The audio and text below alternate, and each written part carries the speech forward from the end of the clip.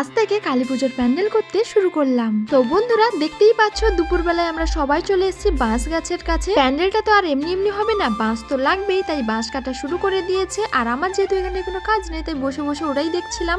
একসঙ্গে এতগুলো বাঁশ থাকার জন্য একটা বাঁশ কাটতে আর সেটাকে বের করতে অনেকটাই টাইম লাগছিল। আর বাঁশ কাটার সাথে সাথেই এরা সবাই মিলে সেটাকে বয়ে নিয়ে যাচ্ছিল যেখানটায় প্যান্ডেল হবে। আর এদিকে দেখো কাণ্ড, লাস্ট বাঁশ কেটেছে আর ওটা পড়ে গিয়ে এদের কাপড় শুকানোর দড়িটাই ছিঁড়ে পড়েছে। একটা জিনিস ভালো হয়েছে, পুকুরে পড়েনি, সাইডে পড়েছে, না হলে এখন সব আবার ধুয়ে শোকাতে হতো। এদিকে দেখো মাপ নিয়ে গর্ত খোঁড়া হয়ে গেছে আর এখানটায় মাপ নিচ্ছে সব বাঁশগুলো। এখানটাইও আমার কোনো কাজ নেই তাই এখানটাইও বসে বসে দেখছিলাম এরা মাপ করছিল। আগের বছর আমরা কলা গাছ দিয়ে একটা থিম করেছিলাম, এবছর শুধু বাঁশ দিয়ে একটা থিম করব, তার জন্য কিন্তু অনেক বাঁশ লাগবে। আর আমরা এই প্যান্ডেলটা শুরু করেছিলাম কালী পুজোর 9 দিন আগে থেকে। এখন কিন্তু আর কেউ বসে নেই, আমরা সবাই মিলে কাজ করছিলাম। আর তোমরা একটা জিনিসকে খেয়াল করেছো, এখানটাই কিন্তু কেউ বড়রা নেই আর থাকবেও না। এই কালী পুজোটা আমরাই করি। দেখো শুধু বাঁশের ফ্রেমটাই কমপ্লিট হয়েছে, এখন ঠাকুর যেখানটায় বসবে ওখানকার ফ্রেমটা চলছে। সবাই কিন্তু জোর কদমে কাজ করছে, ভিডিওর দিকে তাকানোর মতোও টাইম নেই কারোর। দেখো